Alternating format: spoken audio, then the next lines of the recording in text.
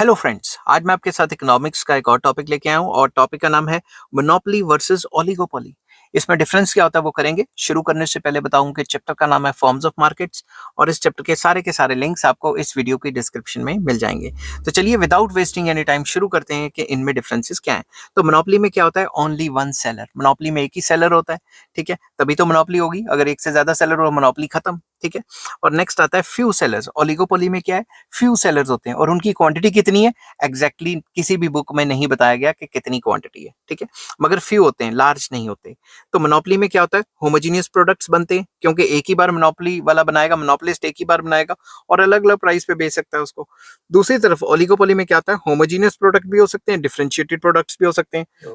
Homogeneous product जब oligopoly में होते हैं उसे प्योर ओलिगोपोली कहा जाता है और डिफरेंशिएटेड प्रोडक्ट्स जब होते हैं तो उसे कहा जाता है ओलिगोपोली विद डिफरेंशिएटेड प्रोडक्ट्स, ठीक है। तो मोनोपोली में क्या होता है, ह्यूज मार्केट पावर, क्योंकि एक ही सेलर है, पूरी की पूरी मार्केट सप्लाई उसके कंट्रोल में है। ओलिगोपोली में सिग्निफिकेंट मार्केट पावर होती है, सिग्निफिकेंट मतलब अच्छी खासी मार्केट पावर होगी मगर फुल मार्केट पावर नहीं होगी जैसे ही मोनोपोली में होती है क्योंकि फ्यू सेलर्स है ना। Next, selling cost does not exist. Monopoly में सेलिंग कॉस्ट एग्जिस्ट नहीं करेगी क्योंकि सबको पता है कि भाई एक ही बेचने वाला है। अब सरकार ने कभी ये मशहूरी थोड़ी ना की, अपनी एडवर्टाइजमेंट थोड़ी ना की है कि आओ ट्रेनों में बैठो, ट्रेनों की टिकट लो, क्योंकि सबको पता है अगर जाना है तो ट्रेन ही है। समझ की बात। तो उसके बाद कहने की बात है, आपको कभी जैसे जो आपके इलाके में बिजली प्रोवाइड कराता है उसकी तो मोनोपोली है, चाहे गवर्नमेंट कराती है चाहे प्राइवेट कंपनी कराती है, ठीक है, तो उसकी तो मोनोपोली है। तो उन्होंने कभी ये थोड़ी ना कहा है टीवी पे एडवर्टाइजमेंट देके, अखबारों में मशहूरियां दे दे के, ये थोड़ी ना कहा है कि भाई आओ हमारा मीटर लगवाओ, क्योंकि सबको पता है कि एक ही सेलर है, उसी से ही खरीदना है। तो सेलिंग कॉस्ट जो है मोनोपोली में नहीं होती। तो मोनोपोलिस्टिक कंपटीशन में भी सेलिंग कॉस्ट होती है और ओलिगोपोली में भी सेलिंग कॉस्ट होती है क्योंकि जो फर्म्स हैं ओलिगोपोली में आपस में compete कर रही होती हैं। तकरीबन कई जगह तो ऐसा भी लिखा हुआ है कि कट थ्रोट कंपटीशन है, इस वजह से काफी कंपटीशन होने की वजह से आपस में जो है एक दूसरे को एलिमिनेट करना चाहती हैं और कभी कभी इतनी ज्यादा एडवर्टाइजमेंट कर देती हैं ताकि उनकी माल की डिमांड बढ़ जाए और दूसरों की माल ना बिके। नेक्स्ट आ जाता है negatively slope demand curve but less elastic.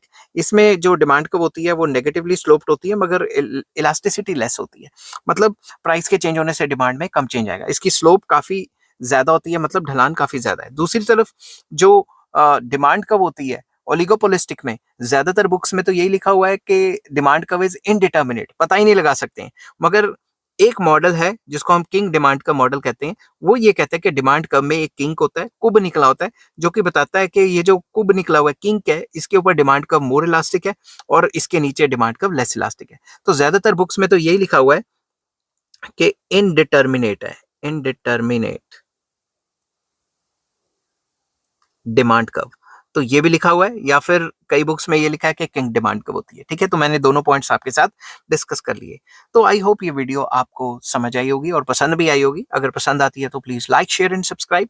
इस चैप्टर के सारे लिंक्स आपको इस वीडियो के डिस्क्रिप्शन में मिल जाएंगे और नेक्स्ट टॉपिक मैं बनाऊंगा monopoly versus monopsony. Till then take care, bye bye.